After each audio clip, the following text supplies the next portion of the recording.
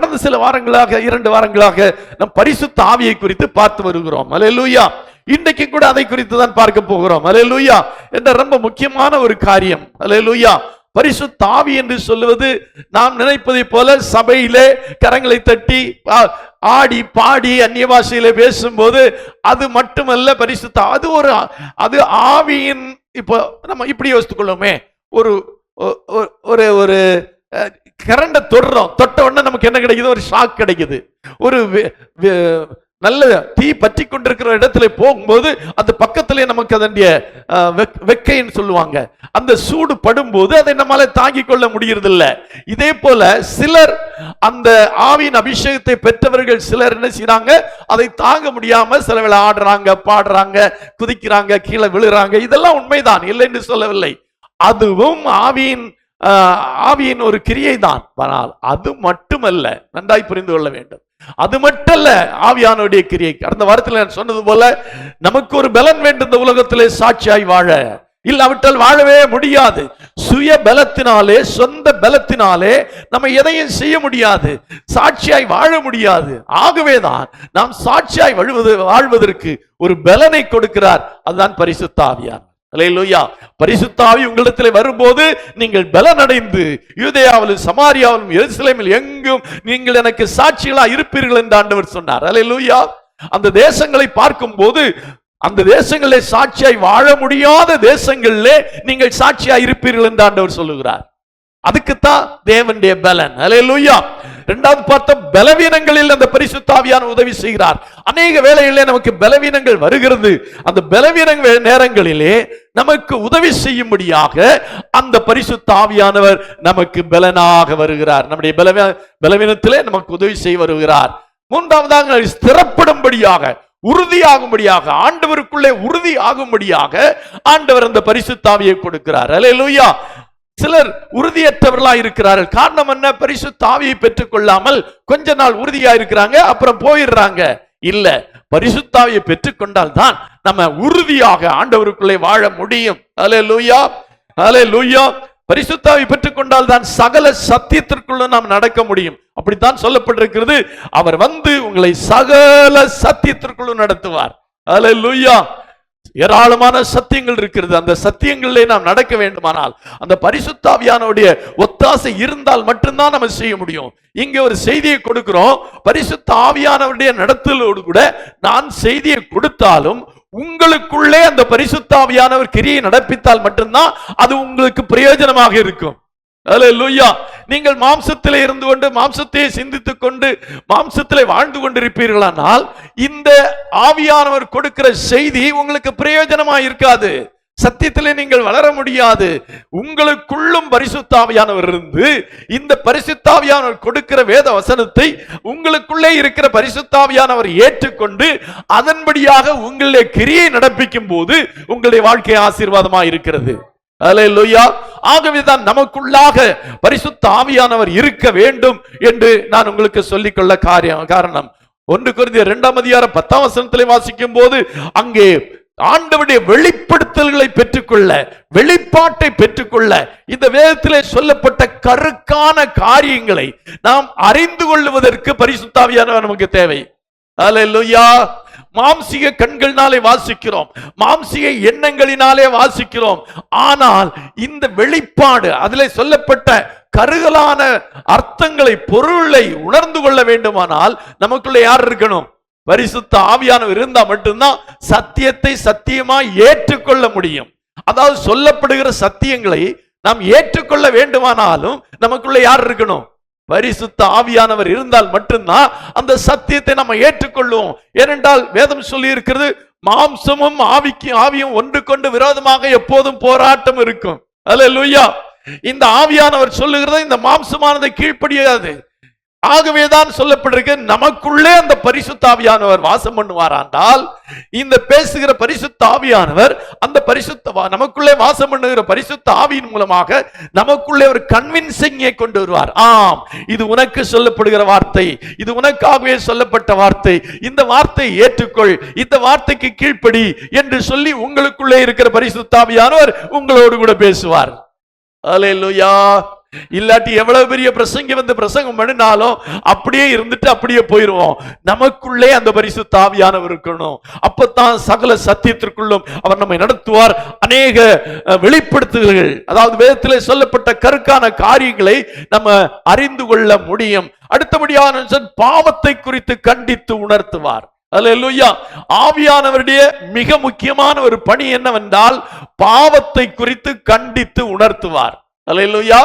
சபையிலே மாத்திரமல்ல, நாம் தனிமையா இருக்கும்போது, தனிமையாய் வேதத்தை வாசிக்கும் போது, சில சந்தர்ப்பங்களிலே நாம் தவறு செய்ய நேரிடும் போது, தவறு செய்ய முற்படும் போது அந்த ஆவியானவர் கண்டித்து உணர்த்துவார்.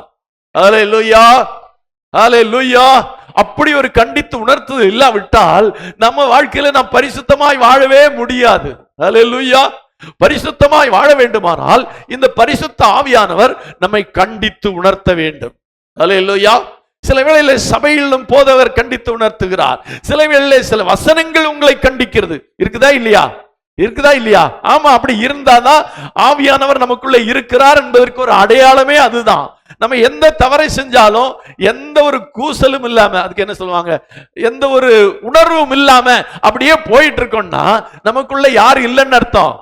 பரிசுத்த ஆவியானவர் இல்லை என்ற அர்த்தம். எப்பொழுது நமக்குள்ளே ஒரு மன குத்தல், ஒரு மன என்ன ஒரு என்ன சொல்லுவோம், அந்த ஒரு எஃபெக்ட், அந்த காரியத்தை சொல்லும் போது அந்த ஒருவரை பேசிவிட்டோம் என்று வைத்துக் கொள்வோம். கோபத்துல பேசிவிட்டோம் என்றாலும், நீ இப்படி பேசினது தவறு, அவங்க பெரிய ஆள் அல்லவா, அவங்க பாஸ்டர் அல்லவா, அல்ல வயதில் முதிர்ந்தல்லவா, நீ அப்படி பேசி இருக்க கூடாது அப்படின்னு ஒருவர் நம்மை உணர்த்துவாரானால் நமக்குள்ள என்ன இருக்குன்னு அர்த்தம்? பரிசுத்த ஆவியானவர் இருக்கிறன்னு அர்த்தம். ஒரு காரியத்தை செய்து விட்டோம், அந்த இரவு தூக்கம் வராம நம்முடைய நித்திரை கலைக்கிறது, அந்த நீ செய்த தவறு போய் மன்னிப்பு கேட்டு, அல்லது நீ செய்தது தவறு என்று நமக்குள்ளே ஒரு உணர்வு இருக்குமானால், உணர்த்தி கொண்டே யாராயோ இருக்கிறது மாதிரி நமக்கு தோன்றுகிறது என்றால் அதுதான் நமக்கு பரிசுத்த ஆவியானவர் இருக்கிறார் என்ற அர்த்தம். சும்மா கையை தட்டி அன்னை வாசல் நிரம்பி அது மாத்திரமல்ல, நமக்குள்ளே இருக்கிற ஆவியானவர் நம்மோடு கூட பேச வேண்டும். அதிலும் மிக முக்கியமாக நம்முடைய தவறுகளை சுட்டி காண்பிக்க வேண்டும். பரிசுத்த ஆவியானவர் உங்களிடத்தில் வரும்போது அவர் என்ன செய்வார்? உங்களுடைய பாவத்தை குறித்து கண்டித்து உணர்த்துவார் என்று யோவான் 16ஆம் அதிகாரம் 8ஆம் வசனத்திலே சொல்லப்பட்டிருக்கிறது. அப்போ இந்த கண்டித்து உணர்த்தல் நமக்கு இருக்குதா? யோசித்து பாருங்க, எத்தனை பேர்கிட்ட இருக்குது? நாம ஒரு காரியத்தை செய்ய மற்றவங்க செஞ்சுட்டு போயிட்டே இருப்பாங்க, அவங்களுக்கு ஒரு பிரச்சனையே இல்லை. இப்படியே எடுத்துக்கொள்வோமே, வழியிலே ஒருவர் கஷ்டப்பட்டு கொண்டிருக்கிறார், ஏதோ ஒரு கஷ்டம், நடக்க முடியாம இருக்கிறான்னு வச்சுக்கோ, ஏதோ ஒரு காரியத்திலே ஒருவர் வேதனைப்பட்டு கொண்டிருக்கிறார் அப்படின்னா எல்லாரும் பார்த்துட்டு போயிருவாங்க, எல்லாரும் பார்த்துட்டு அப்படியே வேகமா போயிருவாங்க. நமக்கு மட்டும் ஐயோ பாடுபடுறானே, அவனுக்கு ஏதாவது ஒரு உதவி செய்யணுமேன்னு ஒரு எண்ணம் வருதுன்னா நமக்குள்ள யார் இருக்கான்னு அர்த்தம்? பரிசுத்த ஆவியானவர் இருக்கிறார் அர்த்தம். அல்லேலூயா. பசியாய் வந்து ஒருவர் கேட்கிற, அம்மா ஏதாவது கொடுங்க, பசிக்குது அப்படின்னு கேட்டா நமக்கு இருக்கிற உணவையாவது கொடுத்து விடலாம் என்கிற ஒரு எண்ணம் வருது, அதுதான் பரிசுத்த ஆவியானவர். அல்லேலூயா. இந்த எண்ணம் கூட இல்ல, நமக்கு மட்டும் தான் இருக்குது. இனி இவனுக்கு இதை கொடுத்துட்டா நமக்கு பட்டினி அப்படின்னு நினைக்கிறோம்னா நமக்குள்ளே பரிசுத்த ஆவியானவர் இல்லை என்ற அர்த்தம். அல்லேலூயா, அல்லேலூயா. இப்படி ஆவியானவர் நம்மை கண்டித்து உணர்த்துவார். இதை தாண்டி போகாதே, இதை செஞ்சுட்டு தான் போகணும், இதை செய்ய நீ போகாதே என்றெல்லாம் நமக்குள்ளே ஒரு போராட்டம் நடக்கிறது என்றால் அப்பதான் நமக்குள்ளே ஆவியானவர் இருக்கிறார் என்ற அர்த்தம். எந்த போராட்டமே இல்லை, நம்ம நினைச்சதை செஞ்சுட்டு இருக்கிறோம், நினைச்சது பேசுறோம், போக வேண்டிய இடத்துக்கு போயிட்டு இருக்கிறோம், ஒரு தடையும் இல்லை, நமக்குள்ளே ஒரு உணர்வே இல்லை அப்படின்னா ஆவியானவர் நமக்குள்ளே இல்லைன்னு அர்த்தம். அல்லேலூயா, அல்லேலூயா, அல்லேலூயா, ஸ்தோத்திரம். அதுக்கு மேல நாம் பார்த்தோம், சந்தோஷமா இருப்பதற்கும் பரிசுத்த ஆவியானவர் நமக்கு தேவையானவராய் இருக்கிறார். அல்லேலூயா. உலகத்திலே நமக்கு கலக்கங்கள், பாடுகள், பிரச்சனைகள் இருந்தாலும் இந்த பரிசுத்த ஆவியினாலே ஒரு சந்தோஷம் உண்டாகிறது. அல்லேலூயா சொல்லுமா. பிரச்சனைகள், போராட்டங்கள் எல்லாம் இருக்கும், ஒருவேளை வியாதியின் கொடூரமான தாக்குதல் கூட இருக்கும். அந்த நேரத்துல நம்மால சந்தோஷமா இருக்க முடிஞ்சதுன்னா அங்கே நமக்கு பரிசுத்த ஆவியானவர் இருக்கிறார்னு அர்த்தம். அல்லேலூயா. ஒருத்தர் நம்ம கடினமா பேசிட்டாரு, தாங்கவே முடியல, ஆனா நம்ம பதில் ஒண்ணும் பேசல, ஆனா நம்முடைய உள்ளம் துக்கமா இருக்கு. ஐயோ என்ன பேசிட்டானே, என்ன இப்படி பேசிட்டானே, நான் அப்படி எல்லாம் இல்லையே, எங்க அப்பாவை பேசிட்டானே, எங்க அம்மாவை பேசிட்டானே, என்னை பத்தி பேசிட்டானே அப்படின்னு உங்களுக்குள்ள ஒரு உணர்வு இருந்து கொண்டு உங்களை துக்கப்படுத்தினால் உங்களுக்குள்ள யார் இல்லை என்று அர்த்தம்? பரிசுத்த ஆவியானவர் இல்லை. பேசினா பேசிட்டு போறான், உனக்கு என்ன குறைஞ்சு போச்சுன்னு ஒரு சத்தம் உள்ள உண்டாச்சுன்னா உங்களுக்குள்ள யார் இருக்கிறார்னு அர்த்தம்? பரிசுத்த ஆவியானவர் இருக்கிறார்னு அர்த்தம். அல்லேலூயா, அல்லேலூயா. காரணம் இல்லாத ஒரு காரியங்களுக்காக தண்டிக்கப்பட்டு விட்டோம் வைத்துக் கொள்வோம். ஏதோ ஒரு காரியத்திலே காரணம் இல்லாமல் நாம் தண்டிக்கப்பட்டு விட்டோம். அந்த தண்டனை பெற்ற போது கூட நம்மாலே சந்தோஷமா இருக்க முடிகிறது என்றால் அப்பதான் நமக்குள்ளே பரிசுத்த ஆவியானவர் இருக்கிறார் என்ற அர்த்தம். அல்லேலூயா. பேதுரும் பவுலும் சீலாவும் சிறைச்சாலைக்குள்ளே பாடினார்கள். ஐயோ, நாங்கள் தண்டிக்கப்பட்டு விட்டோம், சிறைச்சாலையில எங்களை போட்டு விட்டார்களே என்று துக்கமா இருக்கவில்லை. அவர்களுக்குள்ளே இருந்த பரிசுத்த ஆவியானவர் மூலமாக அவள் துதித்து பாடி மகிழ்ந்தார்கள். அதனால்தான் அவங்களுக்குள்ளே பரிசுத்த ஆவி இருக்கிறதுன்னு அர்த்தம். சொல்லுமா, அவங்களும் அங்க போய் நாங்க ஒரு குத்தமும் செய்யாம சிறைச்சாலையில போட்டாங்களே ஆண்டவரே, நாங்க உமக்கு அந்த ஊழியம் செஞ்சோம் இந்த ஊழியம் செஞ்சோம், எங்களை இப்ப சிறைச்சாலையில போட்டாங்களே ஆண்டவரே, உமக்கு கண் இல்லையா காது இல்லையா அப்படின்னு எல்லாம் கேட்டுட்டு இருந்தாங்களா? அவங்களுக்குள்ள என்ன இல்லைன்னு அர்த்தம்? பரிசுத்த ஆவி. ஒரு நிகழ்வு நடந்து விட்டது, ஒரு குடும்பத்தில் ஒரு பிரச்சனை வந்து விட்டது, ஏதோ ஒரு காரணத்தினாலே நம்மால சந்தோஷமா இருக்க முடியலன்னா பரிசுத்த ஆவியானவர் நமக்குள்ளே கிரியை செய்யலன்னு அர்த்தம். அல்லேலூயா. எது வந்தாலும் என்ன வந்தாலும் நம்புவேன், என் நேசர் இயேசுவேன்னு பாடுறாங்களே, அந்த பாடல் நமக்குள்ளே வந்துச்சுன்னா நமக்குள்ளே பரிசுத்த ஆவியானவர் இருக்கிறார்னு அர்த்தம். அல்லேலூயா. தேவனுடைய ராஜ்யம் புசிப்பும் குடிப்பும் அல்ல, அது நீதியும் சமாதானமும் பரிசுத்த ஆவியினால் உண்டாகும் சந்தோஷம். அல்லேலூயா. பரிசுத்த ஆவியினாலே உண்டாகிற சந்தோஷம், சாப்பிடுறதுனால உண்டாகிற சந்தோஷம் இல்ல. அல்லேலூயா. புசிக்கிறதுனால குடிக்கிறதுனால உண்டாகிற சந்தோஷம் அல்ல, பரிசுத்த ஆவியினாலே ஒரு சந்தோஷம் உண்டாகும். அல்லேலூயா. உலக மனிதனுக்கு புசிக்கும் போதும் குடிக்கும் போதுதான் சந்தோஷம். உலக மனிதனுக்கு ஏதாவது நல்ல காரியங்களை கண்டால் மட்டும்தான் சந்தோஷம். ஆனா பரிசுத்த ஆவியை பெற்றவர்களுக்கு எந்த காரியமானாலும், நல்ல காரியமானாலும் கெட்ட காரியமானாலும், அல்லேலூயா, இப்படி சொல்லப்பட்டிருக்கிறது, தொழுவங்களிலே ஆடுகள் இல்லாமல் போனாலும் மந்தையிலே கிடா இல்லாமல் போனாலும் நான் என் கர்த்தருக்குள் மகிழ்ச்சியா இருப்பேன். அதுதான் பரிசுத்த ஆவியானவர். அல்லேலூயா, அல்லேலூயா. அதுக்கு தான் பரிசுத்த ஆவி பெற்றுக்கொள்ளணும்னு நினைக்கிறேன். சொல்லுறோம். அல்லேலூயா. நீங்க நினைக்க மாதிரி இந்த பரிசுத்த ஆவியின் முத்திரை பெறாவிட்டால் பரலோகத்துக்கு போக முடியாது என்று சொல்லுகிறோமே, அதானா அப்படின்னு கேட்கிறோம். அது ஒரு பாட்டு தான், அது ஒன்றுதான். ஆனால் இந்த உலகத்திலே வாழ்கிற நமக்கு துன்பங்களும் துயரங்களும் பாடுகளும் உண்டு. அந்த பாடுகளின் மத்தியிலேயும் நமக்கு சந்தோஷம் இருக்க வேண்டுமானால் என்ன செய்யணும்? பரிசுத்த ஆவியை பெற்றுக்கொள்ள வேண்டும். பரிசுத்த ஆவியின் சந்தோஷத்தை நம்ம அடைய வேண்டும். அல்லேலூயா, அல்லேலூயா. அருமையான தேவனுடைய பிள்ளை, அந்த வசனத்தை வாசிக்கலாமா யாராவது? அத்திமரம் துளிர் விடாமல் போனாலும், அத்திமரம் துளிர் விடாமற் போனாலும், திராட்சை செடிகளில் பழம் உண்டாகாமற் போனாலும், திராட்சை செடிகளில் பழம் உண்டாமற் போனாலும், ஒலிவ மரத்தின் பலன் அற்று போனாலும், ஒலிவ மரத்தின் பலன் அற்று போனாலும், வயல்கள் தானியத்தை விளைவியாமற் போனாலும், இடையில் ஆட்டு மந்தைகள் முதலற்று போனாலும், தொழுவத்திலே மாடு இல்லாமற் போனாலும், நான் கர்த்தருக்குள் மகிழ்ச்சியா இருப்பேன், என் ரட்சிப்பின் தேவனுக்குள் களி கூறுவேன். அல்லேலூயா. 17ஆம் வசனத்திலே சொல்லப்பட்ட அந்த காரியங்கள் வாழ்க்கைக்கு ரொம்ப முக்கியமானது. வாழ்ந்து கொண்டிருக்கிற நாட்கள்ல நம்ம அத்திமரத்தை நடுறோம், அந்த அத்திமரம் துளிரே விடல, அப்படியே நிக்குது, முளைக்கல அப்படின்னா சந்தோஷம் இருக்குமா? இருக்காது. திராட்சை செடி நட்டிருக்கிறோம், அதுல பழம் இல்லாம போகுது, உண்டாகவே இல்லை, பழம் உண்டாகவே இல்லை. ஒலிவ மரத்தை வச்சிருக்கிறோம், அந்த ஒலிவ மரத்திலையும் எந்த பலனும் இல்லை. வயல்ல விதைச்சிருக்கிறோம், அங்க தானியம் அறுக்க முடியல.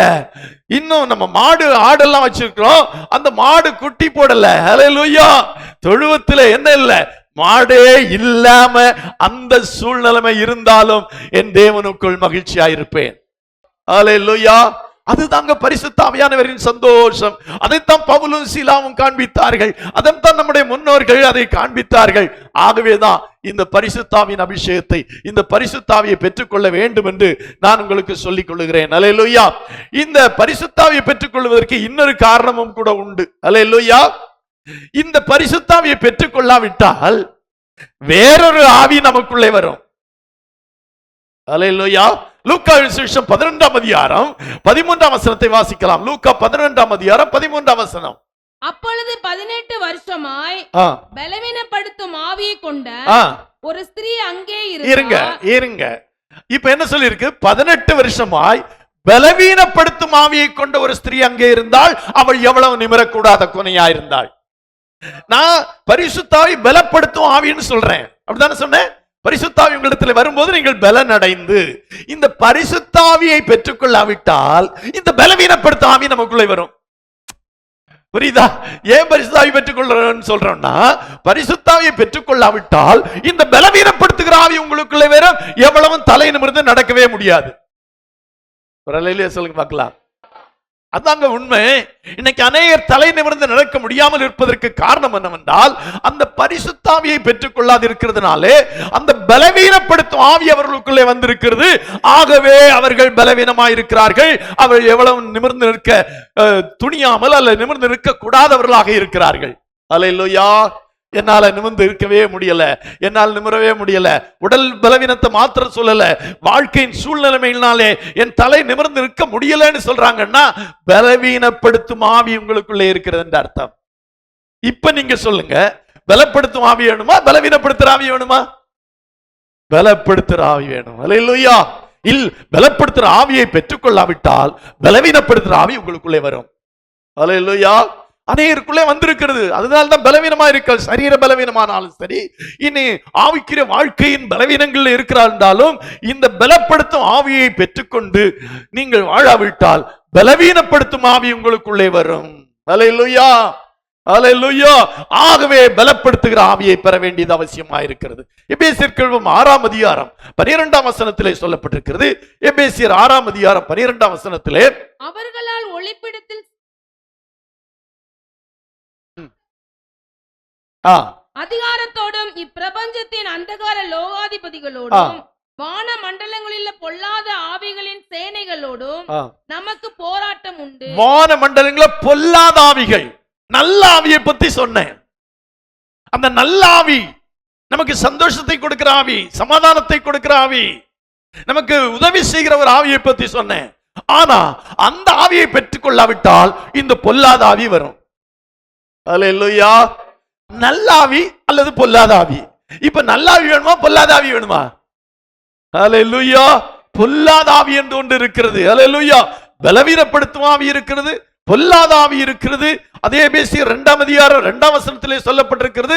எபேசியர் 2:2 வாசிக்கிறோம். அவைகளில் நீங்கள் முற்காலத்திலே இவ்வுலக வழக்கத்திற்கேற்றபடியாகவும் கீழ்ப்படியாமின் பிள்ளைகளிடத்தில் இப்பொழுது கிரியை செய்கிற ஆகாயத்து அதிகார பிரபுவாகிய ஆவிக்கேற்றபடியாகவும் நடந்து கொண்டீர்கள். ஆகாயத்து அதிகார பிரபுவாகிய ஆவி. அல்லேலூயா. இத கொஞ்சம் விவரமா சொல்லணும். ஆனா இப்ப நான் சொல்ல விரும்புறதெல்லாம், பரிசுத்த ஆவியை பெறாவிட்டால் இப்படிப்பட்ட ஆவிகளின் கையிலே சிக்குவோம். இப்படிப்பட்ட ஆவிகள் நமக்குள்ளே வரும். இப்படிப்பட்ட ஆவிகள் நம்மை பலவீனப்படுத்தும். இப்படிப்பட்ட ஆவிகள் நம்மை ஆட்கொள்ளும். அப்போஸ்தலர் நடபடிகள் 19ஆம் அதிகாரத்திலே 12-13 வசனங்களிலே வாசிக்கிறோம். அப்போஸ்தலர் நடபடிகள் 19ஆம் அதிகாரம் 12-13 வசனங்கள். அவனுடைய சரீரத்திலிருந்து உருமால்களையும் கச்சைகளையும் கொண்டு வந்து வியாதிக்காரன் மேல் போட வியாதிகள் அவர்களை விட்டு நீங்கி போயின. பொல்லாத ஆவிகளும் அவர்களை விட்டு புறப்பட்டன. பொல்லாத ஆவிகளும் அவர்களை விட்டு அப்படின்னா இதுவரை அவங்களுக்குள்ள என்ன இருந்துச்சு? பொல்லாத ஆவி. நல்ல ஆவி இல்லாட்டு பொல்லாத ஆவி வரும். ஹல்லேலூயா. ஏதாவது ஒரு ஆவி மனுஷனுக்குள்ள இருக்கணும். அது நல்ல ஆவி வேணும்னா நீங்க நல்ல பரிசுத்த ஆவி பெற்றுக் கொள்ளுங்கள். இல்லாவிட்டா என்ன ஆவி வரும்?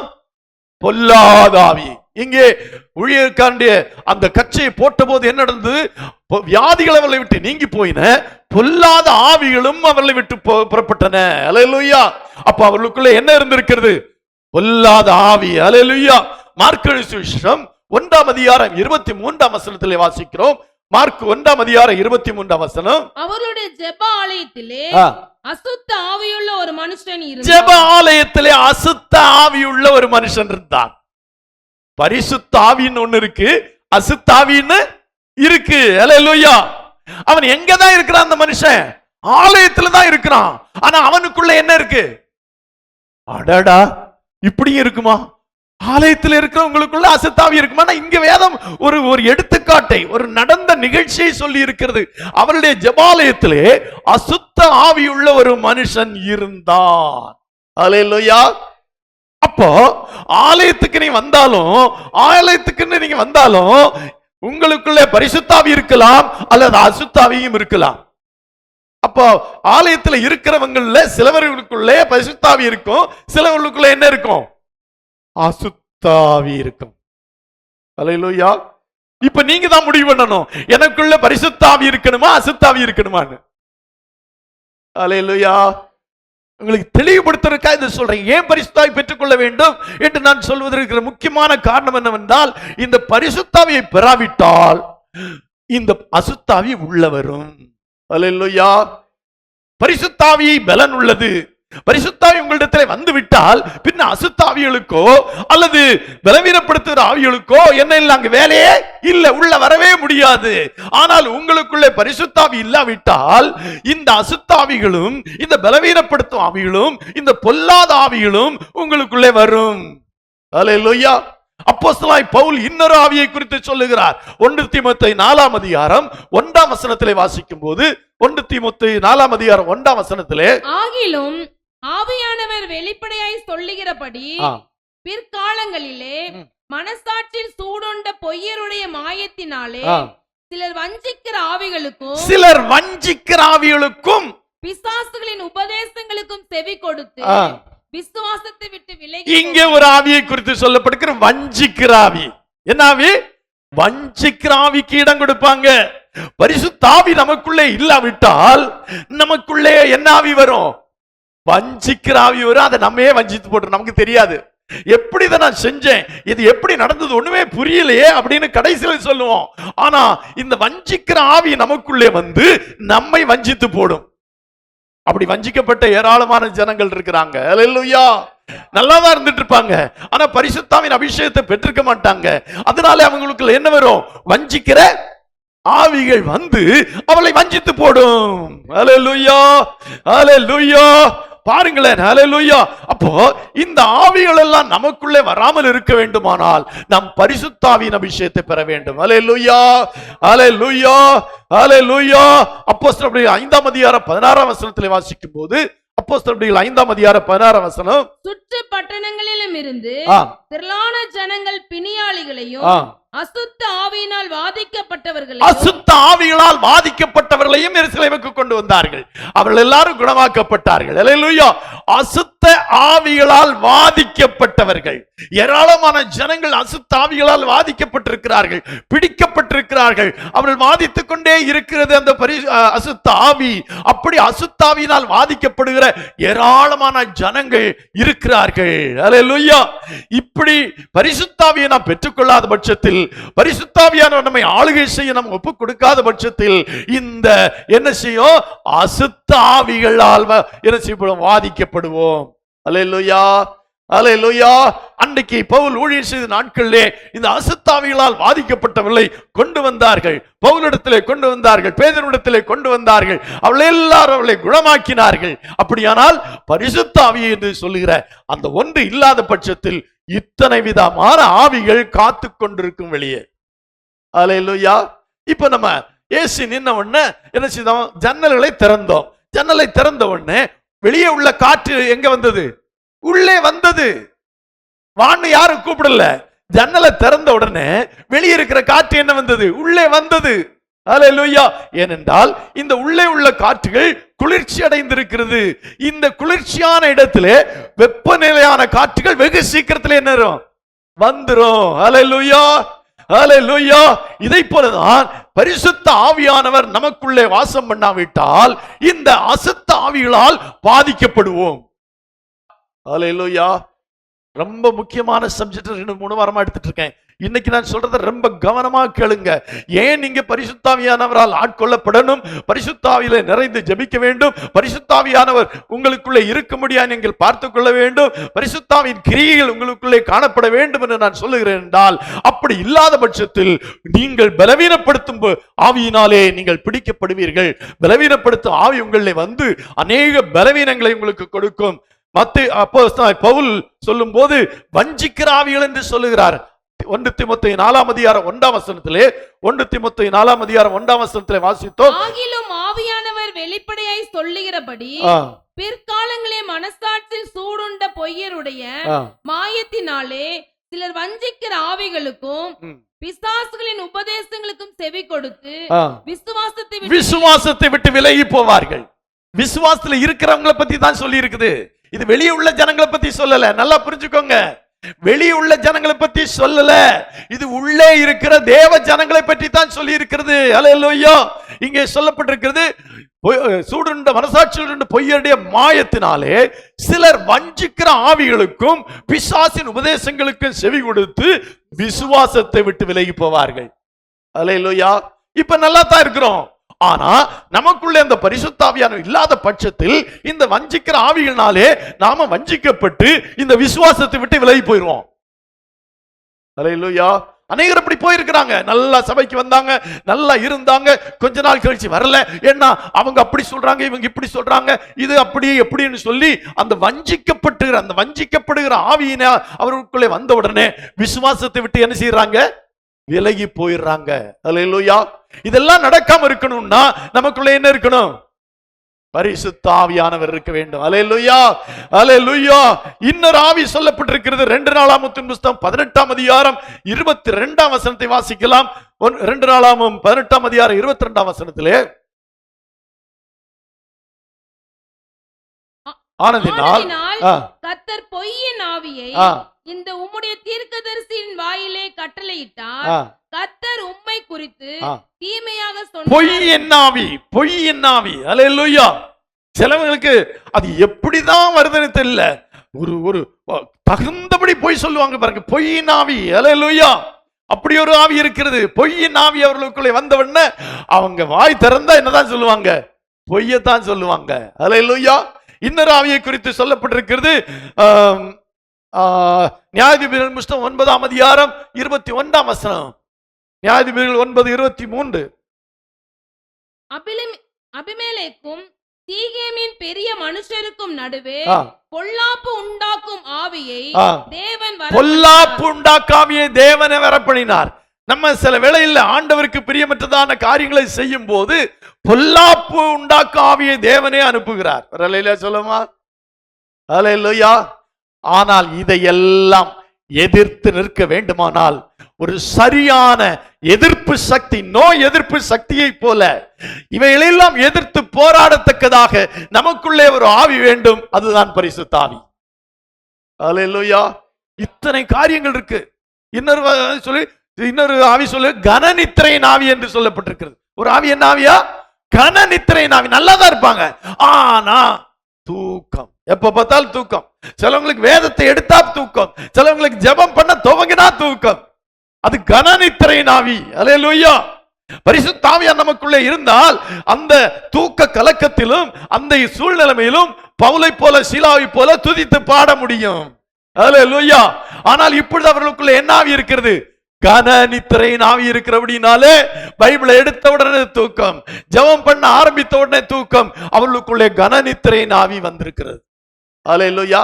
நிறைய பேர் அனுபவப்பட்டிருப்பீங்களே, நிறைய பேருக்கு இந்த அனுபவம் வரும். ஆமா, நல்லா ஜெபம் பண்ணலான்னு எடுத்து ஜெபம் பண்ண ஆரம்பிச்சு 2-3 ஸ்தோத்திரம் போட்ட உடனே கொட்டாய் வந்துடும். 2-3 கொட்டாய் வந்த உடனே சரி நீ காலையில வச்சுக்கலாம் அப்படின்னு காலையிலக்கு போவாங்க. காலையில லேட்டா எந்திரிப்பாங்க. ஐயோ லேட் ஆயிடுச்சுன்னு போயிருவாங்க. அல்லேலூயா.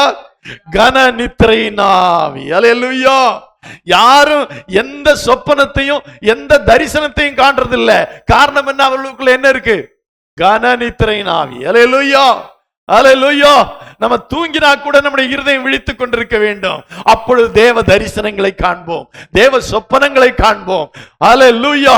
அருமையான தேவனுடைய பிள்ளைகளே, இவ்விதமாக பலவிதமான ஆவிகள் இருக்கிறபடினாலே இந்த பொல்லாப்பு செய்கிற ஆவி இருக்கிறது, கனநித்திரையின் ஆவி இருக்கிறது.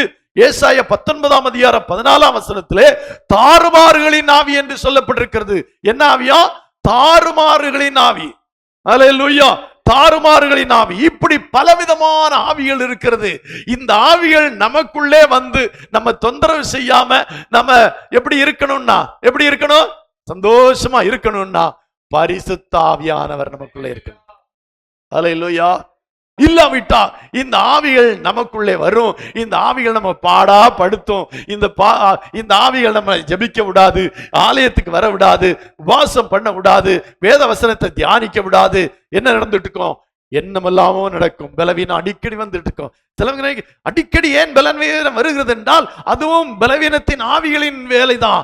ஆகவே நம்ம பரிசுத்தாவி பெற்றுக்கொண்டு அந்த பொல்லாத ஆவிகளை எல்லாம் துரத்தணும். அல்லேலூயா, அல்லேலூயா. அந்த பொல்லாத ஆவிகளை எல்லாம் துரத்தின ஏராளமான சம்பவங்கள் வேதத்தில் இருக்கிற. மார்க் விசேஷம் 9ஆம் அதிகாரம் 25ஆம் வசனத்திலே வாசிக்கிறோம். அப்பொழுது ஜனங்கள் கூட்டமாய் ஓடி வருகிறதை இயேசு கண்டு அந்த அசுத்த ஆவியை நோக்கி ஊமையும் செவிடுமான ஆவியே இவனை விட்டு புறப்பட்டு போ, இனி இவனுக்குள் போகாதே என்று நான் உனக்கு கட்டளையிடுகிறேன் என்று அதை அதட்டினார். ஆமா, என்ன சொல்லு? அசுத்த ஆவியை நோக்கி, அந்த ஜனங்கள் கூட்டமாய் ஓடி வருவதை கண்டு அந்த அசுத்தாவியை நோக்கி ஊமையும் செவிடுமான ஆவியே இவனை விட்டு புறப்பட்டு போ. அல்லேலூயா. அப்போ ஊமையும் செவிடுமான அந்த ஆவி அவர்களுக்குள்ள இருக்கிறபடினாலே அவர்கள் எப்படி இருக்கிறார்கள்? ஆமா, ஊமையும் செவிடுமா இருக்கிறார்கள். பாத்தீங்களா?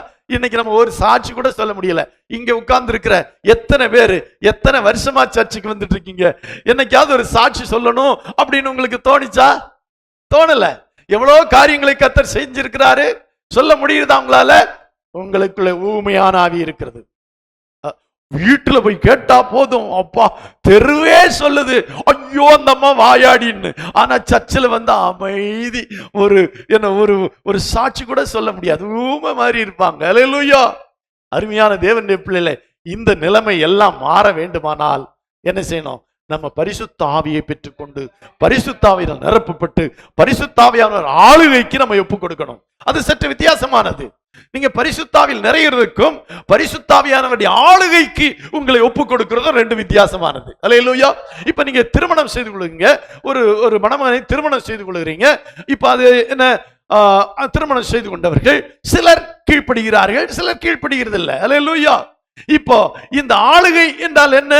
இப்ப நம்ம அந்த கணவனுடைய ஆளுகைக்கு நம்ம ஒப்பு கொடுத்தோம்னா அதுதான் குடும்ப வாழ்க்கைக்கு ஆசீர்வாதமான காரியம். அதே போல பரிசுத்த ஆவியானவர் நம்மை ஆளுகை செய்ய ஒப்பு கொடுக்கணும். ஒரு சொல்லுமா, கல்யாணம் ஆயிட்டா போகாது.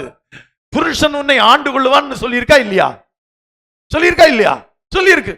அவன் உன்னை ஆண்டு கொள்ளுவான் அப்படின்னு சொல்லியிருக்கு. அது எப்போ? பாவம் செஞ்ச பிறகு. நீ செஞ்ச காரணத்தினால்தான் உன்னை ஆண்டு கொள்ளுவான்னு ஆண்டவர் சொன்னார். புரியுதா? அங்கே தேவனானவர் ஸ்திரீயை பார்த்து அவன் உன்னை ஆண்டு கொள்ளுவான்னு சொன்னார். எப்போ? அவளை பறித்து புசித்து கணவனுக்கு கொடுத்து பாவம் செய்த போது இதுவரையிலும் அவன் உன்னை ஆளுகை செய்வான்னு சொல்லல. இப்ப சொல்றாரு அவன் உன்னை ஆண்டு கொள்ளுவான். அல்லேலூயா. அந்த ஆளுகைக்கு ஒப்பு கொடுத்தாதான் குடும்பம் நல்லா நடக்கும். அதே மாதிரிதான் நமக்குள்ளே வாசமாயிருக்கிற அந்த பரிசுத்த ஆவியானவர் நம்மை ஆளுகை செய்ய, நம்மை நடத்த நம்ம ஒப்பு கொடுக்கணும். அல்லேலூயா. இல்லாம சர்ச்சில் வந்து உற்சாகமாய் கரங்களை தட்டி ஜெபம் பண்ணி ஆடி பாடி அல்லது அந்நிய பாஷையில பேசிட்டா பரிசுத்த ஆவி இருக்கிறார் என்ற அர்த்தம் கிடையாது. அதனால பிரயோஜனமும் கிடையாது.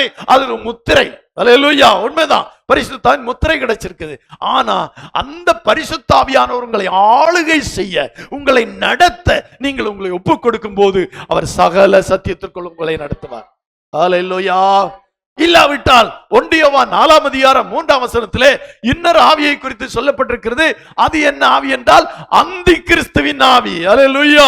1 யோவான் 4ஆம் அதிகாரம் 3ஆம் வசனத்திலே மாம்சத்தில் வந்த இயேசு கிறிஸ்துவை அறிக்கை பண்ணாத எந்த ஆவியும் தேவனால் உண்டானதல்ல, வருமென்று நீங்கள் கேள்விப்பட்ட அந்தி கிறிஸ்துவினுடைய ஆவி அதுவே. அந்தி கிறிஸ்துவினுடைய ஆவி அதுவே. அல்லேலூயா. அப்ப இன்னொரு ஆவி இருக்கு, அந்தி கிறிஸ்துவின் ஆவி. அதாவது தேவன் இயேசு கிறிஸ்துவை அறிக்கை பண்ணாத ஆவி. அல்லேலூயா. இயேசு கிறிஸ்துவை அறிக்கை பண்ணாத ஆவின்னா ஆண்டவரிடத்தில் தங்களை அர்ப்பணிக்காத ஆவிகள் என்று சொல்லலாம். அல்லேலூயா. ஆண்டவருடைய ஆளுகைக்கு தங்களை ஒப்பு கொடுக்காத அந்த மனிதன் அவன் அந்தி கிறிஸ்துவின் ஆளுகைக்குள்ளாய் வருகிறான். அல்லேலூயா. அவன் அந்தி கிறிஸ்துவின் ஆளுகைக்குட்படுவான். அப்படின்னா கைவிடப்படுவான் என்று அர்த்தம். யார் அந்தி கிறிஸ்து ஆளுகை செய்வான்? கைவிடப்பட்டவர்களை அந்தி கிறிஸ்து என்ன செய்வான்?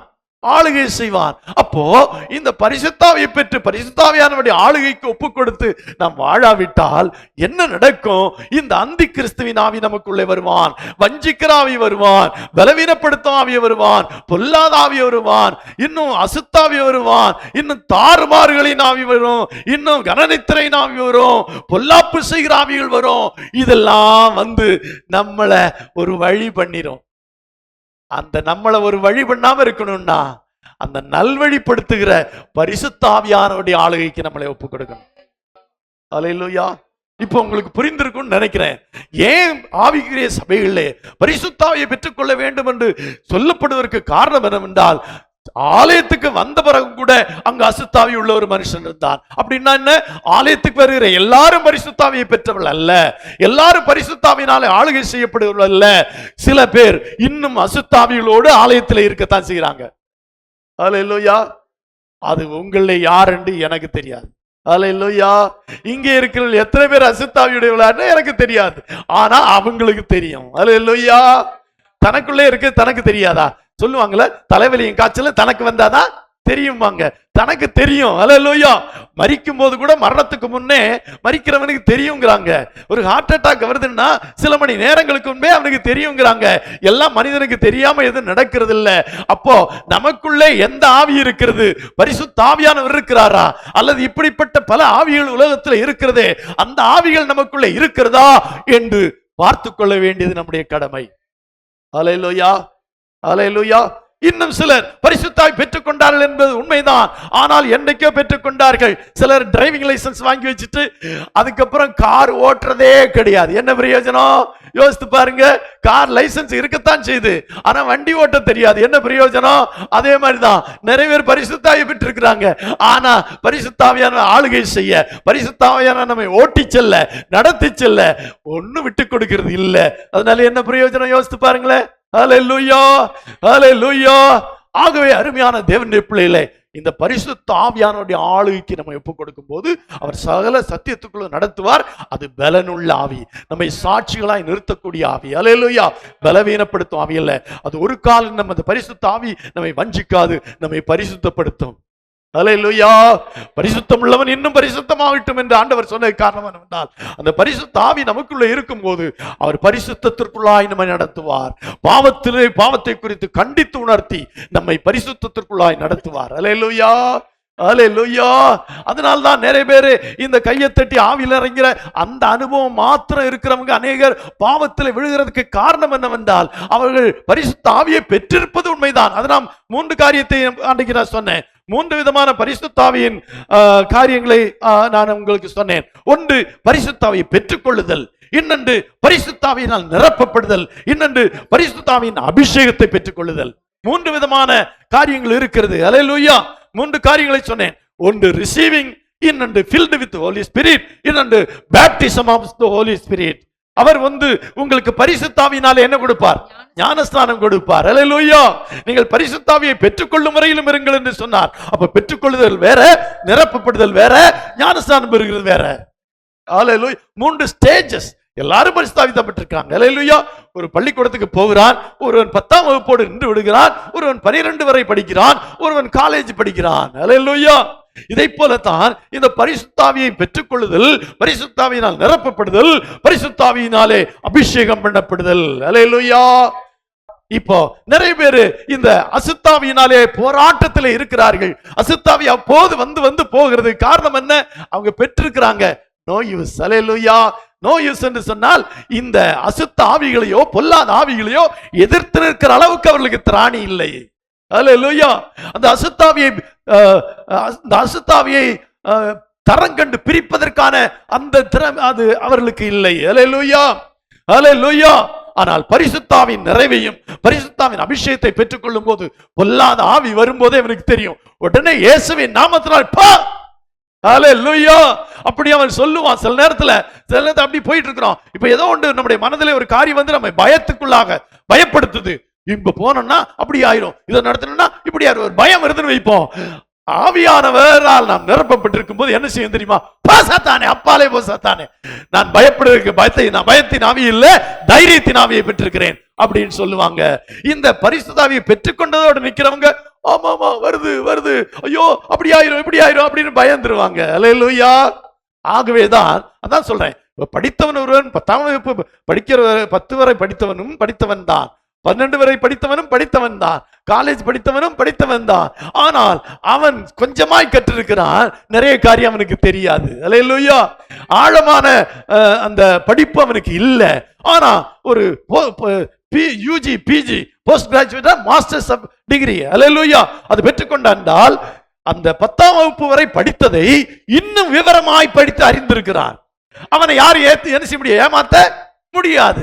இப்போ 5ஆம் வகுப்பு வரை படித்திருக்கிறேன் சொன்னவன் ஈஸியா என்ன செய்யலாம்? ஏமாத்திரலாம். நல்லா படிக்க எழுத தெரியாது அப்படின்னா அவரும் ஏமாத்திரலாம்.